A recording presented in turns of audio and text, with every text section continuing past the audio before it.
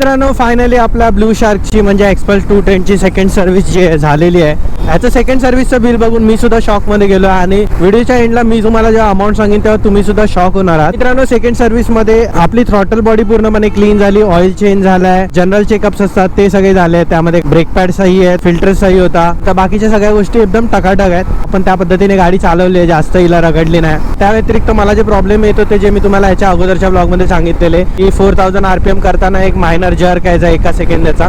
So तो jerk पण after service म्हणजे ते थ्रॉटल बॉडी आणि फिल्टर वगैरे क्लीन झाल्यानंतर ते सगळं बंद झालेलं आहे. एक इंडिकेटर लूज झालेला तो पण त्या लोकांनी टाईट करून दिला. पाचच्या पॅनलचा जो बुश होता रबर बुश तो सुद्धा त्यांनी टाकून दिला. आणि हा ॲप कनेक्टिव्हिटीचा हे झालेला की त्याचा अपडेट बाकी होता, तो अपडेट केल्यानंतर ऑटोमॅटिकली सगळं व्यवस्थित चालायला लागला. म्हणजे ॲज सच असा मोठा काही इश्यू नाही आहे. कोटेशनचं बघायला झालं तर कोटेशन मला दिलं गेलेलं 3500 रुपयाचं. ऑइल चेंज होतं, टॅफ्लॉन कोटिंग होतं, बॅटरीवर येणाऱ्या फंगस वगैरे क्लीन वगैरे त्याची सर्व्हिस होती, ते 300 रुपये लावलेले त्याचे. हां, इंजिन फ्लच सांगितलं, ऑइल फिल्टर चेंज सांगितलं जर रिक्वायर असेल तर.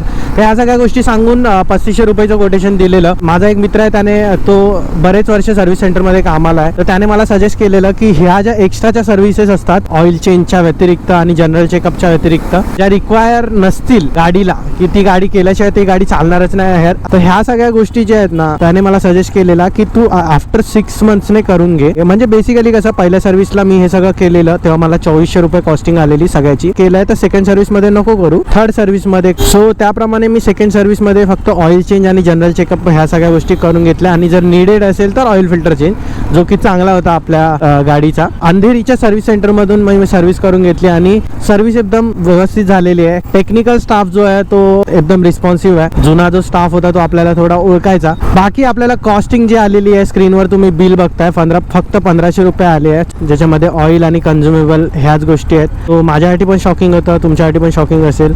तर सर्व्हिसच्या बाबतीत एक्सपल्स 210 बेस्ट आहे भाई, बेस्ट.